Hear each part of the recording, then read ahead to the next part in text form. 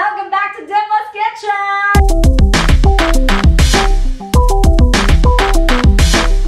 I have missed you all. Kaya naman po, off-shoulder of the day dahil na-miss ko kayo. Pero dahil fish din ang ulamin natin ngayong araw na ito, I will be cooking for you tuna sisig. Very easy, easy. Bumili lamang po kayo ng canned tuna like this at iprito. Like this.